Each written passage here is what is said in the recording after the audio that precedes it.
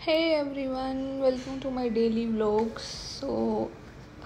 मैं उठ गई थी। वैसे तो मैं सुबह 4 बजे उठ जाती हूँ, बट अभी मुझे फिर मैं कहा चलो टाइम दिखाई देती हूँ, तो भी 5:30 हो गए थे उठने के बाद, क्योंकि उठने के बाद मैं छत पे चली गई थी। सो गाइस, अभी सुबह के 6 बजने में 5-6 मिनट हैं और ये मम्मी ने थोड़ी साफ़ सफाई की है।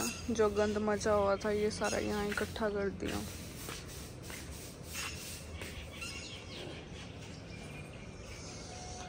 तो अभी तो अर्ली मॉर्निंग में ही वर्क होता है यार, लेट नाइट, बिकॉज दिन में तो बहुत गर्मी होती है, बंदा बहुत ज़्यादा एग्जॉस्ट हो जाता है।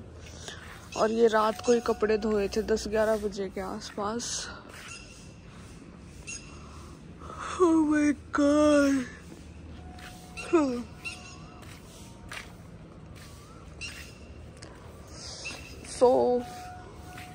पता नहीं मौसम कैसा रहता है। प्लांट्स की कंडीशन भी काफ़ी ख़राब है। आदि तो उस दिन तूफान की वजह से देखना कितनी बुरी हालत हुई। बस ये है कि मौसम ही ऐसा रहता है कि बहुत मुश्किल होता है, मतलब प्लांट्स के लिए भी सरवाइव करना, तो इंसान तो कहीं से सरवाइव करेंगे।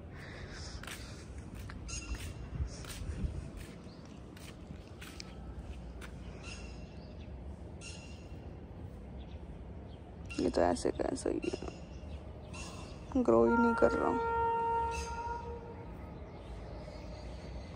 सो मैं छत पे मौसम वगैरह देख के आई थी कि क्या कुछ है, तो सूर्यदेव नहीं निकले थे। तो फिर ऐसे जल अर्पित करने में मतलब एक को फीलिंग नहीं आती ना जब तक सूर्यदेव के दर्शन ना हो। तो फिर मैं नीचे आ गई थी। नीचे आने के बाद मैंने पूजा करी, और यहाँ पे भी मेरे साथ बहुत बड़ा पोपट हो गया था सुबह सुबह। तो वैसे पूजा तो मैंने कर ली थी और लड्डू को भी स्नान करवा दिया था, एंड मतलब सारा प्रोसीजर हो गया था। तो मेरे साथ पोपट क्या हुआ, मैंने कैमरा ऑन करके रखा था और पता नहीं क्या हुआ, मतलब पूरा 1 घंटा हो गया, मतलब मैं अपना काम करे जा रही, और मतलब हमेशा ऐसे होता है, बट रिकॉर्ड हो जाता है। बट ये वाला सीन फर्स्ट टाइम हुआ, तो मैं देखने लगी कि वीडियो कैसी बनी है नहीं बनी है, मतलब पोर्शन रिकॉर्ड हुआ, शूट हुआ भी है नहीं हुआ। मतलब मैं वैसे चेक करती हूँ कि कैसी बनी है। मतलब ये तो होता है कि हाँ अभी रिकॉर्ड करने के लिए रखी है तो रिकॉर्ड तो हो ही जाएगी। तो मैंने देखा वीडियो ही नहीं थी, फ़ोन में से वीडियो गायब। तो फिर मैंने लास्ट पोर्शन था, मैं कहा चलो थोड़ा सा शूट कर लेती हूँ। फिर यहाँ मैं लड्डू को तैयार कर रही थी, और बस फिर इसके बाद मैं जाती हूँ छत पे, कान्हा को भोग वगैरह लगा के, थोड़ा बहुत पानी पिला के फिर जाती हूँ। तब तक सूर्यदेव भी आ जाते हैं, तो सूर्यदेव को जल अर्पित करती हूँ। और प्लांट्स वगैरह में भी अगर पानी की नीड है तो मोस्ट ऑफ द प्लांट्स में होती है पानी की नीड। फिर नीचे आ जाती हूँ फिर से। सो गाइज़, मैं फ्लावर लेके आई थी ऊपर से फ्रेश एकदम। ये वही फ्लावर था जो मैं प्लांट लेके आई थी ना।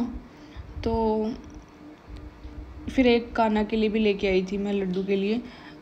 तो काफ़ी अच्छे फ्लावर थे ये, बट अभी तो ये सूख गया पौधा गर्मी की वजह से, और लड्डू तैयार होने के बाद कुछ ऐसे लग रहे थे। फिर उसके बाद मैं मंगोड़ी की सब्ज़ी बनाती हूँ।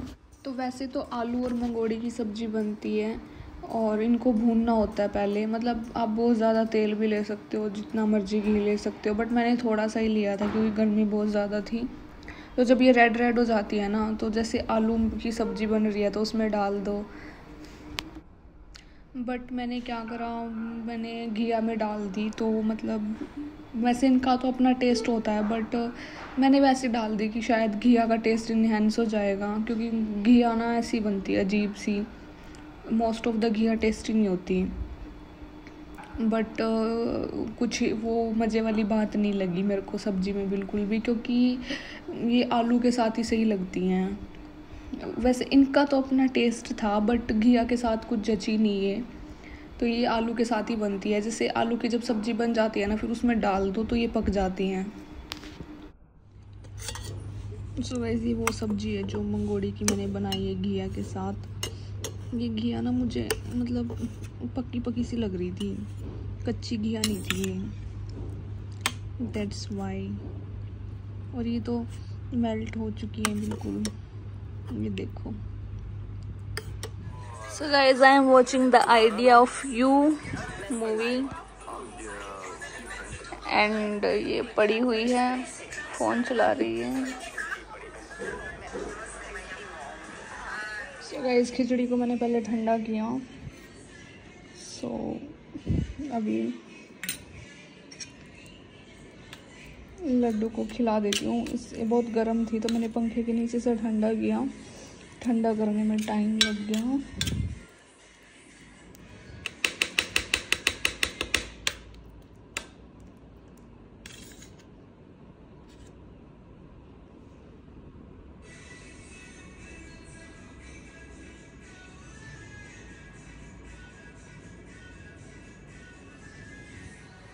सो गाइज, मम्मी और काजल शूट पे गए हुए थे तो काजल को एथनिक ड्रेस में शूट करना था। सो वो तो शूट पे मम्मी के साथ गई थी और फिर दूध भी लेके आना था तो मैं दूध लेके आई। फिर अभी इसको 8-7 मिनट हुए हैं इसको रखे हुए, तो अभी जस्ट ये उबलने वाला है। क्योंकि हाँ, फिर आने के बाद मैं कुछ क्वेश्चंस देख रही थी क्योंकि मंडे को मेरा एग्ज़ाम है। तो मुझे 2 दिन की शांति तो मिली, लेकिन इस 2 दिन की शांति में गर्मी वही, इतनी ज़्यादा गर्मी। सो गाइज, मम्मी और आ गए थे तो मम्मी मेरे लिए नारियल लेके आई थी बिकॉज़ मुझे काफ़ी बस ऐसे ही तबीयत गर्मी की वजह से ही ख़राब हो जाती है और ज़्यादा कुछ नहीं। और ये मम्मी और अपने लिए जलेबियाँ लेके आई थी। Mummy is a jalebi lover. और मैंने कर दी थी इवनिंग पूजा और ये बना रही है चटनी।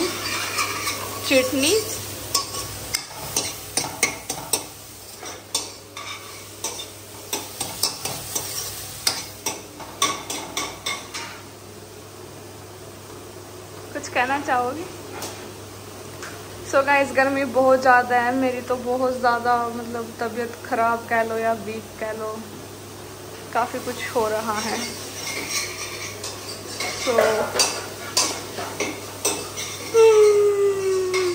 तो मुझे नींद भी आ रही है।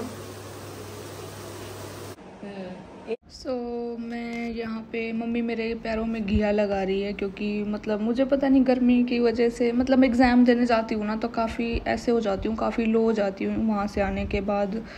तो अभी इतने दिन से तो सहन कर रही थी, हफ्ता 10 दिन से, बट एट द एंड गर्मी में अब 1 दिन जाओगे, 2 दिन जाओगे, 3 दिन जाओगे, 4 दिन जाओगे, 1 हफ्ते बाद तो ऐसी कंडीशन हो ही जाएगी कि इतना ट्रैवल करना इतनी दोपहर वाली गर्मी में 12-1 बजे के आसपास।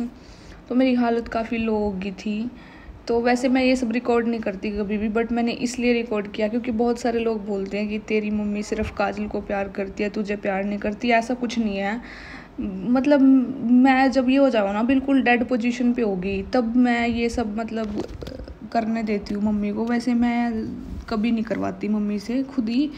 बट जब ये है कि जब मेरी हालत ऐसी ख़राब हो जाती है कि बस उठा के हॉस्पिटल लेके जाना पड़ेगा, तब तो या तो मम्मी हो, काजल हो, फिर तो ये दोनों ही मेरे हाथ पैर रगड़ने लग जाती हैं।